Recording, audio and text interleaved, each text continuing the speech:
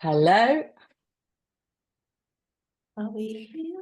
Let me just see.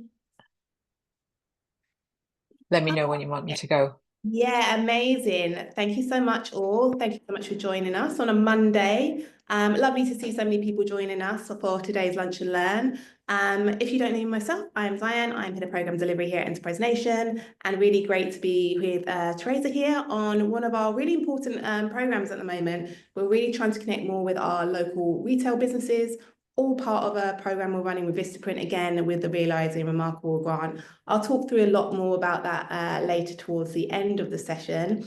Love to learn about where you're joining us today. Pop a note about yourself in the chat, your retail business, if there's any links you want to share and where you're tuning in from. Of course, this will be recorded, so there'll be an opportunity to watch back all of the really great nuggets that Teresa's going to be sharing with you later on. And we'll do that Q&A. We'll do our best to answer some of those questions, but there'll be an opportunity to connect with Teresa afterwards as well. So really, to be honest, without further ado, I'll hand over. Today, we'll be sharing about building a loved local brand. And the main purpose of this is, as I say, connecting with our retail businesses. And as part of the Vistaprint Realising the Remarkable grant, 6 independent businesses in the UK will have the opportunity to win £5,000 this year. We'll give you more details towards the end. Right now, I'll hand over and I'll leave you and come back in about 20-25 minutes. Thanks all. Thank you so much, Diane. And hi, everyone. Welcome to today's session on building a loved local brand. I'm Teresa. I'm the founder and creative director at Ferrgood Studio, and I'm very excited to be here with you. So today's session is all about what it means to build a brand that's not only known, but loved in your local community. We'll talk about what's changing on the high street, why local matters more than ever, and the key things you can do, even on a budget, to stand out and connect deeply with your audience. So, a quick intro about me. I've been in design and branding for over 16 years, showing a bit of my age there. I've worked across luxury, media, and purpose-led sectors. And before launching Ferrgood Studio, I was head of design in the branding team at the Financial Times, leading creative across product, editorial, and marketing. And at Ferrgood Studio, we work with businesses that want to grow with intention, creating a positive impact, community-driven businesses, sustainability-driven businesses, because we really believe that brand building and creative should be rooted in storytelling, substance, and impact. And I hope you can still see me. I don't know what happened to my video there. Oh, here we go. I'm back. So let's start with the context today. The high street is changing. Footfall is down 1.7% year on year. And between online shopping, economic pressures, and shifting habits, local retail is really under strain. But it's not all bleak, and that's why we're all here. In fact, in August 2025, high street sales were up 5.2% compared to the same month last year, which is the strongest growth in 2 years. What's the reason? Local pop-ups. These temporary retail spaces are generating serious buzz and over 2.3 billion for the UK economy, where nearly half of UK consumers have visited a pop-up in the last year. So there is a hunger for a physical experience, but not just any experience. These have to be meaningful, human, and local ones. As Mary Portas puts it beautifully, the future of the high street isn't about more shops, it's about more connection. And that's really at the heart of this conversation and this webinar. So love local brands really are the antidote to a struggling high street. And why is that? What can they do over the other ones? Love local brands are more than just places to shop. They can be community hubs. They also are very good at creating this emotional pull. And this is what actually leads to loyalty, and where people will pick your shop over something else that beats you on the price or the convenience. And they're really resilient. They evolve quickly, they collaborate locally, and stay essential in the lives of people around them. So, what makes a good, loved local brand? I like to kind of like summarize it into four good pillars. Four key pillars. So, firstly, this is a really important stat that nearly 90% of consumers say that authenticity is important when deciding what brand they like. So, obviously, the first pillar really is authenticity. Um, they and the second pillar is to do with community involvement. Obviously, you can't be a local brand without getting involved with your community. You need to create a customer experience that is memorable, recognizable, engaging, and you need to deliver your storytelling and your branding consistently. So diving into authenticity, authenticity really starts with being real, and it's not about perfection. It's about living your values, knowing your story, and leaning into makes your business your business. So essentially, you need to hone in your unique selling points. You need to know them very well because these are the ones that will make you stand out from the competition. You need to share your why and that sort of piece of story, why you started, what you care about, who you serve, why you serve these people. So this storytelling really is your superpower as a local brand, and that is how you really create connection. And you need to also, alongside with this storytelling, you need to carry on perfecting and aligning your customer experience with your values, with what you stand for, and what you represent in the high street. The second pillar, there's a really good example, and I'll be sharing lots of good examples here on this webinar of brands that are doing this really well. So the first one is Blank Street Coffee. They've really built an iconic brand that blends in wellness and community very well. They do really iconic influencer collaborations. They do neighborhood cycle pop-ups, and they've taken something really niche, which was matcha culture and matcha drinking culture, into something that is more of a cultural staple and that is more embedded in mainstream culture now as well, while staying really hyper local and authentic. So this is a really good example of a good loved local brand that is being really successful. The second pillar is community involvement. And being involved in your community isn't just about good PR. It really builds loyalty, and that is why you should do it. And you don't need lots of money or a big campaign. You can start really, really small with this. You could start by supporting local artists and exhibiting their work, for instance, in your space. You could support your local school fundraiser. You can support your local football. I mean, the options are endless, really. You should also offer your space as a place for workshops or local meetups. That's a very good way of kind of like embedding yourself in the culture and in your local community. And you should take advantage of local parties or local celebrations that, show that you care and show that you really are embedded in the community. And a great example of this, of a brand that does this really well, is E5 Bakery. So if you're a Hackney resident, you will know E5 Bakery for sure. So they're Hackney based, and they built their first clay oven with offcuts from local carpenters. So straight away, building on those local relationships. They've got quite a few branches. They're very successful, and they're known not just for their delicious baked goods, but they're also known for their mission because they train young people and refugees, and they're deeply woven in their community. So they really align with the values of their local community, and they're known for that.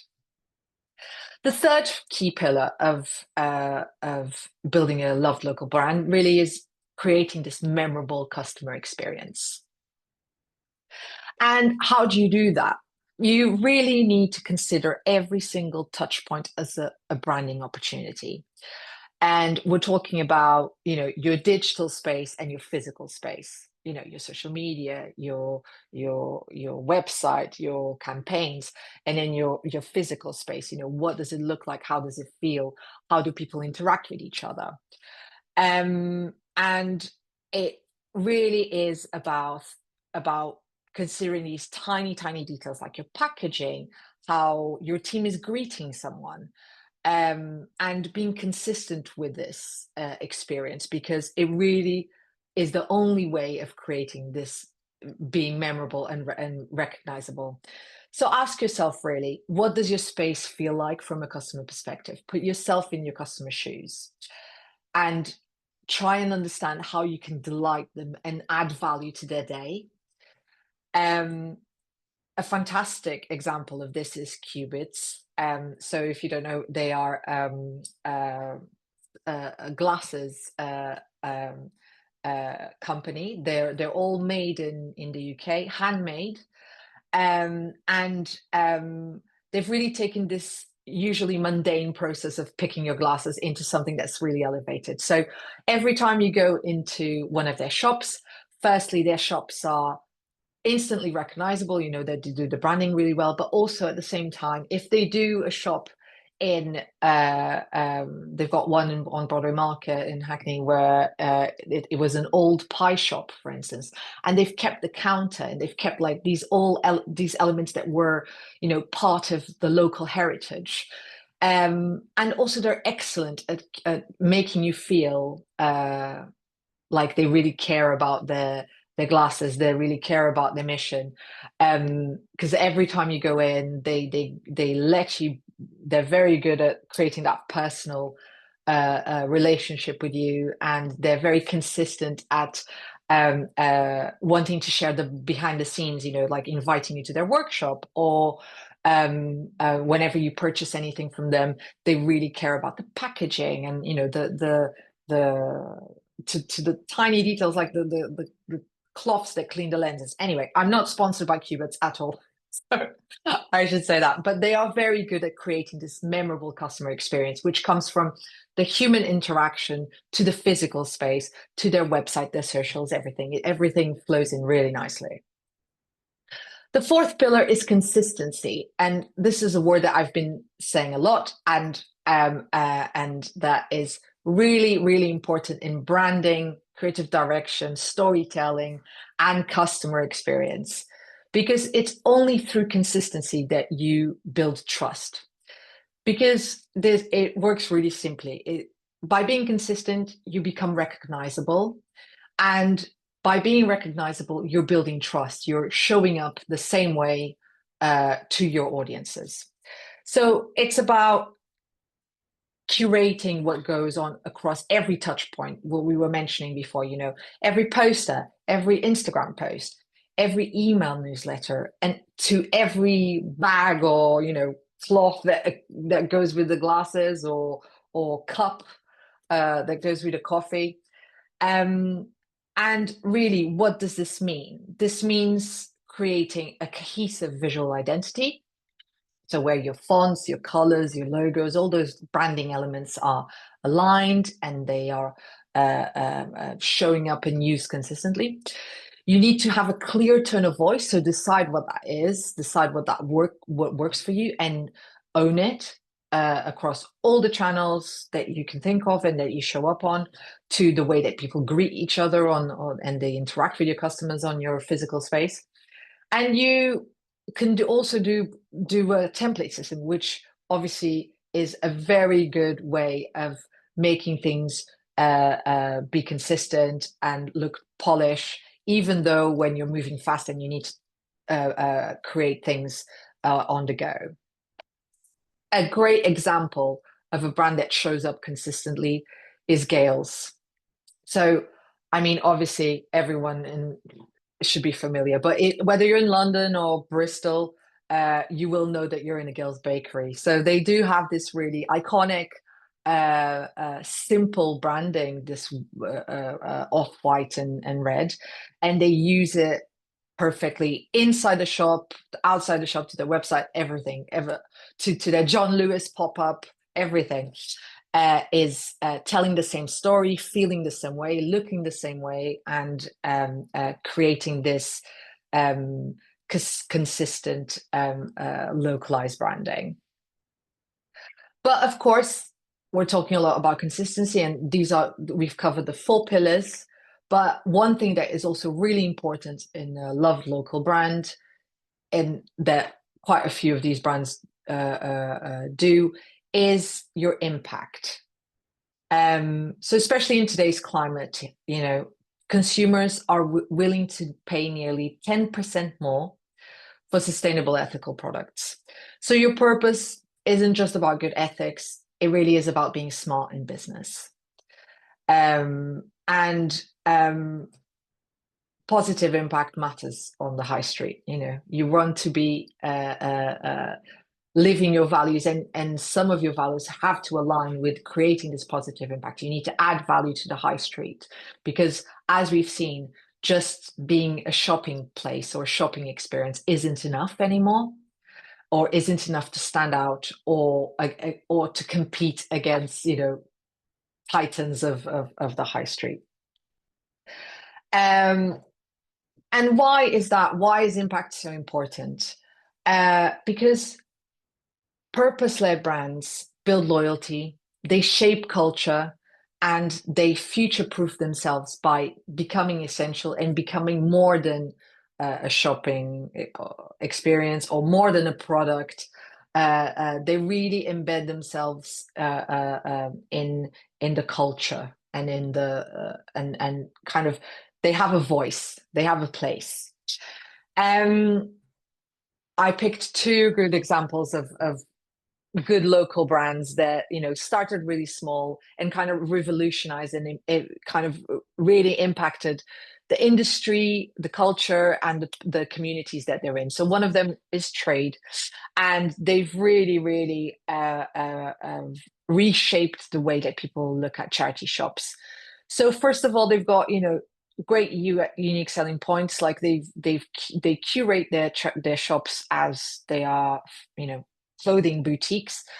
They curate their windows. They really care about the window shop. They make them very artistic so that they stand out in the high street.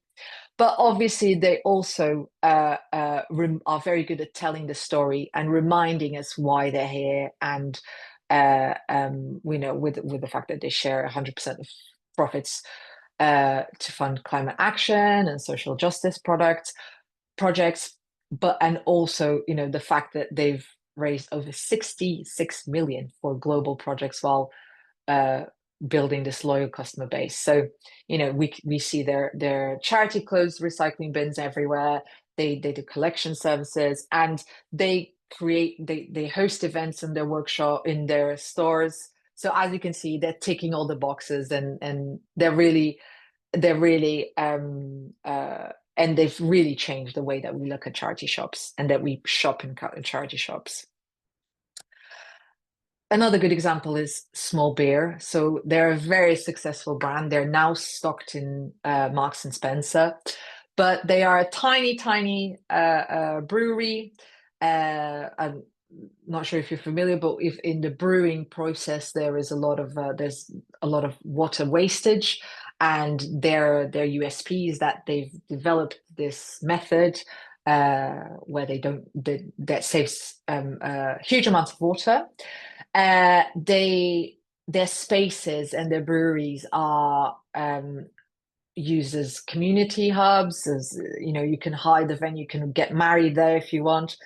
And it's really kind of aligning themselves with Marks and Spencer and stuff. So they really know who picking and choosing their partnerships well, and they're really iconic branding, iconic name that really stands out in a really overcrowded landscape. But let's talk storytelling because I really want you to leave with a few tips to get started. So, firstly, why is this important? Because as I mentioned before, this is the way that you're going to create this emotional connection with your audience. So ask yourself, who are you? What do you do differently? And why do you care? You should also keep your story simple, human, and repeat it often in your touch points, in your socials, in your physical store, the way you talk to clients. So just think delivering this storytelling consistently and the different ways that you can do this. And obviously, your brand, remember that your brand isn't just a logo, it's a whole sensory universe. You've got your colors, you've got your tone of voice, you've got your art direction, your video, your stories, your sounds. If you might have your own scent if or decide that there's like the scent of your shop. So all of these tiny, tiny elements that seem, unrelated, create meaning and create this consistent storytelling and connection with your audience. Also on the marketing side, as I mentioned, you don't need a huge marketing budget to get started and to start making an impact. So if you have a local focus on socials, it's a really good way of starting to build this local community connection. So use your socials as almost like a notice board. Feature your customers, so get to really know your customers. Feature your customers' dogs if you want to. That's a very, as we know, pets, anything with pets, people, creates engagement and makes us like things and relate to things. Feature your team members, get people knowing who's working for you and highlight them and appreciate them. Also, here are some low cost ideas that you can put into practice very easily. You can create flyers and posters and leave them in local hotspots. So you can leave them on your libraries, you can leave them on local businesses.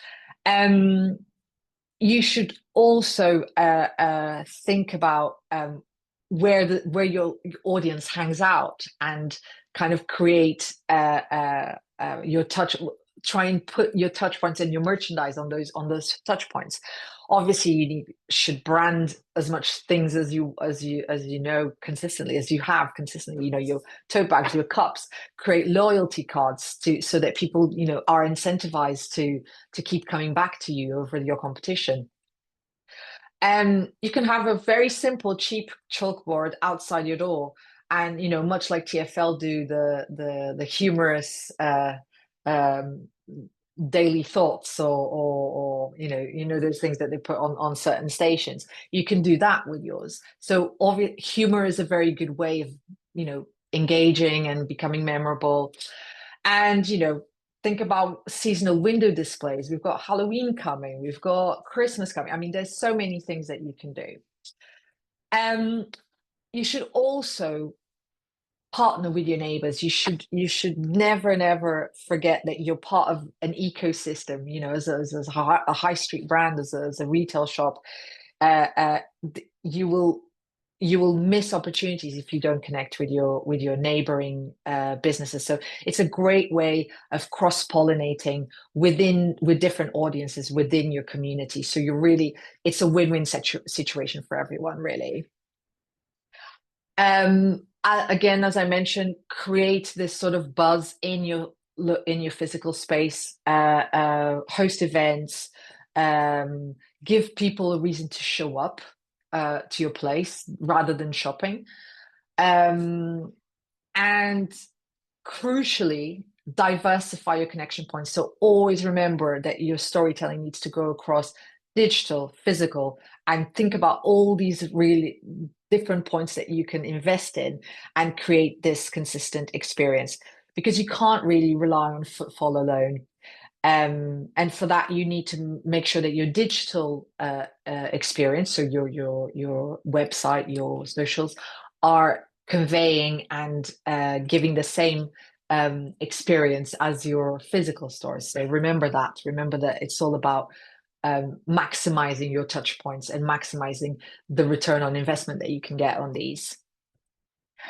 And also remember that there are some brilliant resources out there. You know, we've got Enterprise Nation, that's great for expert support, tools and guides.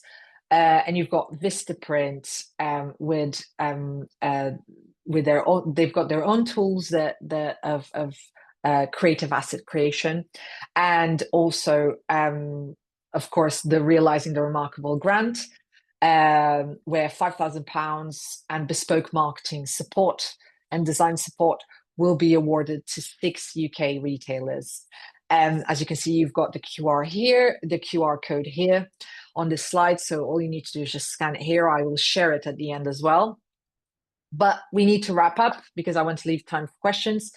So remember that local love builds loyalty. Remember that your key pillars are authenticity, community, customer experience, and consistency. You don't need a massive budget. You do really need creativity, focus, and really the courage to be authentic and be yourself. And I'll leave you with a quote by Martin Neumeyer, you know, that brand is not what you say it is, it's what they say it is. So give people something to talk about and something really worth loving, you know. I'd like to open now the questions. Hi. Thank you very much. We will be sending the recording. I've had a lot of people asking if they're going to get the recording. There's so much detail there. So yeah, 100%. If you obviously registered with your email via the EN events page and via Eventbrite, you'll get the email later on, which will have the recording as well. So you can kind of regroup on all the things that we've covered today. I would say definitely do so, because actually what we've covered today will help you if you are going to go ahead and apply for the Realising the Remarkable grant. There's a question on purpose, so where we chatted about kind of creating a community hub. One of the questions is all around what's your business sort of doing for the community now? What more would you do? So that's a great kind of tip. So go back to those slides and have a regroup on that. Building kind of purpose in your business as well. So making sure there's kind of more things around the problem that you're trying to solve or something you're trying to sell. What's the purpose of your business? So go back to that slide as well and have a look. And obviously that'd be a great jumping off point as well. One of the things we've kind of got as well, which I'll pop in the chat, is a link to, if you're exploring maybe moving into a physical space, but just wanting to test it, like a pop-up space. I'll pop that in the chat for you as well, because for anyone who doesn't yet have a physical space or is thinking about moving into one, and there are some options that are kind of cost effective for you just to sort of put your toe in the water, especially if you've got something online and you're wanting to move it offline. One of the questions that we did have in the chat there, Teresa, was if you have kind of the opportunity to sort of brand out your windows or things like that, is there something you should keep static, or how often would you say you would need to refresh them, as long as you're because you mentioned cohesion, so I think the question is around keeping something consistent without chopping it and changing it too much. I get it. And so what I would say in that case, if you've got like a window shop, obviously you want to keep it, you want to make it relevant, and people, if people get used to things really quickly, so you need to be changed, as it's one of the key principles of visual merchandise, that you need to keep it fresh and you need to keep it relevant and you need to keep like interesting focal points, but you do also need to give that branding consistency, so you can have I think color is a very good way of doing this. You know, it's a very good unifying element that you can have, and considering your fonts, your typography that you use on whatever sign you're using, or so there are different ways that you can build in this consistency whilst keeping things seasonal, relevant, and interesting, really, because you do need that, because you're competing against a lot of things on the high street. And that's actually a good question to sort of lead on from this one, which is Any recommendations around photography? So if you're taking a picture of your physical product and then obviously you need to get that online or post it on socials, what's kind of your quick tips on making sure that that thing looks as good online in a photo as well as real life? Well, I would recommend that people firstly use professionals if they can, but if they can't, then you've got probably Vistaprint has a really good creative asset creation where potentially you can retouch things, or there are various apps that you can use where you can retouch. So always make sure that the background of the product is consistent and plain.